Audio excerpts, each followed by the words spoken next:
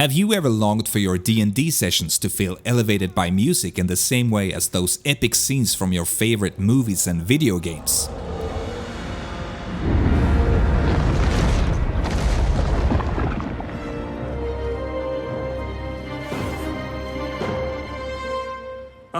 But that all your attempts end up sounding more like a bard's failed performance check? Then keep watching. This video is for you. I'm Adam, a fellow D&D nerd and a composer for films, games, podcasts, you name it. For years, I've been honing the craft of bringing stories to life through the art of cinematic music. And today I'm here to help you do the same thing for your D&D games, or whatever TTRPG system you are running. Now, just to be clear, this isn't about me laying down the one true way to use background music at your table. Every DM style is unique, and if you already found an approach you love, by all means keep rolling with it. But if you feel like you're struggling to nail this part of the game and just can't seem to find the right music or feel that managing the music distracts you as a DM, my hope is to offer you some useful tools to organize and simplify the music side of DMing. By applying a composer's ear and mindset, I want to help you really bring your campaigns to life. I should also say that this particular video will mainly focus on music for medieval fantasy settings like D&D, Pathfinder or Dragonbane. But there's probably some concepts coming up that you can apply to other settings as well. With that out of the way, let's get going.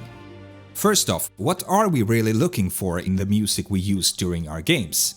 In my mind, there are 4 key aspects that make a piece of music appropriate for TTRPG background music. We want the music to 1. Be immersive, 2.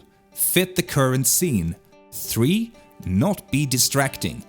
Now, at this point, you might think that music from your favorite fantasy film soundtrack would be a great source, and while the production quality of these soundtracks is often amazing, and sure, there are plenty of tracks that work for RPGs, generally though, they're not the best choice for what we're after, and that's because of the 4th aspect.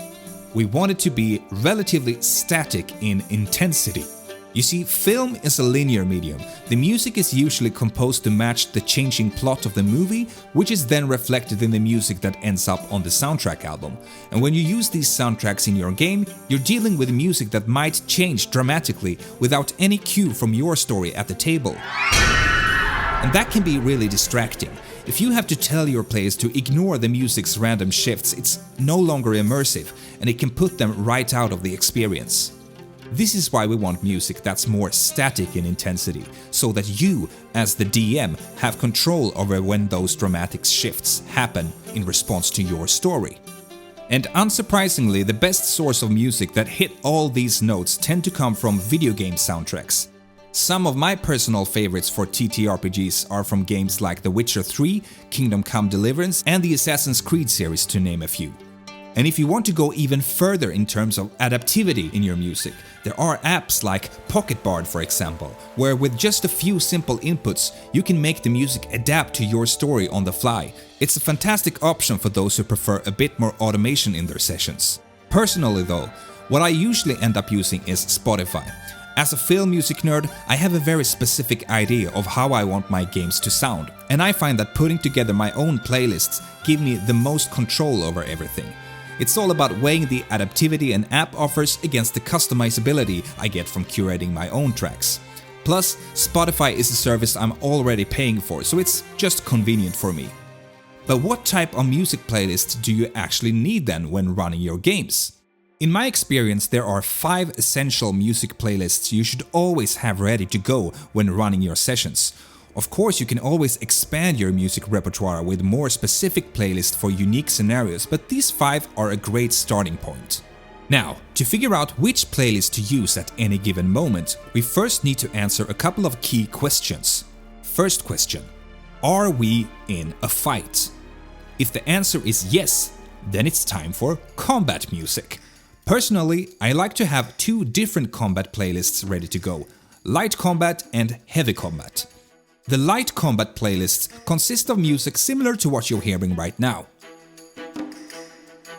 music that convey stressful tension without feeling too imposing. This type of music is great for when the PCs are fighting lower level enemies or when the stakes aren't too high. No risk of critical injuries or death, but still plenty of tension. Think of a goblin skirmish or fleeing from the town guards. There's conflict, there's danger, but it's not life or death. But if suddenly out of nowhere a dragon descends from the sky, well, then it's time to switch to the heavy combat playlist. We use this playlist when things are starting to feel actually dangerous. This is what you want for tougher enemies that really put the PCs to the test. With this music we communicate high stakes and that the possibility of death is real. The intensity and drama ramp up, giving the players the sense that this battle could change everything. But if the answer to our question, are we in a fight, is no, then we move from the combat realm into the exploration and social interaction realm. So our next question becomes, is there something fishy going on? If the answer is yes, then it's time to reach for the mysterious playlist. This playlist helps communicate a sense of lurking danger or unsolved mysteries. It's perfect for situations when the players feel like something is just not right. When the PCs are investigating the scene of a murder, sneaking into a restricted area, interrogating a suspicious NPC, or wandering through dark and gloomy caves or dungeons, this is what you use. The music sets the mood for uncertainty, drawing your players into the tension of the unknown. On the other hand, if the answer to our previous question is no, there is nothing fishy going on, then it's time for our last question. Are we in a town/city? If the answer is yes, then we need the civilization playlist. This is your go-to playlist for when you're in a town or city and just want to convey the everyday bustle of civilized life. It's perfect for scenes like haggling with a merchant, having drinks at the tavern, or simply exploring the streets and alleys of the town. And don't overlook actual historical, medieval or Renaissance music here. It can really work wonders to set the right tone for these environments.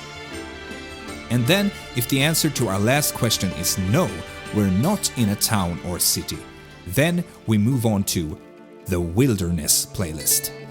This one is perfect for when you're outside of civilization and nothing particularly mysterious or dangerous is going on. It helps convey the vibe of the natural surroundings. Use it when traveling on the road, exploring a forest, or simply hanging out at camp. It will capture that wide open feeling of being out in the wild. These 5 types of playlists should cover most of the common scenarios you and your party will find yourselves in during a typical TTRPG session set in a traditional medieval fantasy setting. And hopefully this approach gives you some helpful guidance on how to create and organize your D&D music playlists. But even though I'm the kind of film and game music nerd who enjoys spending time curating these types of playlists, you might not be, and that's totally fine. If that's the case, you can of course just use the playlist I've put together and that I use in my own games. I'll link to them in the description, so feel free to check them out. But wait, you might say, Adam, if you're a film composer DM, why can't you just make your own background music? Well, the answer is I can, and I have. I'm excited to share that my new album, Dice and Destiny, a fantasy soundtrack for TTRPG adventures, is out today. It's a collection of 12 tracks of background music crafted specifically for the fantasy tabletop role-playing experience. I'll be absolutely thrilled if you check it out and add the tracks you like to your playlist for your games. You'll find a link to the album in the description. With all this, you should be all set to make your future D&D nights cinematic and immersive. And of course, if you feel like I missed any classic RPG scenarios that deserve their own type of music, feel free to drop your suggestions in the comments below. Maybe I'll do a part 2 where I cover some of those. Alright, that's it for today's video. Thank you for watching. I hope these tips help bring some cinematic magic to your next D&D sessions. Until next time.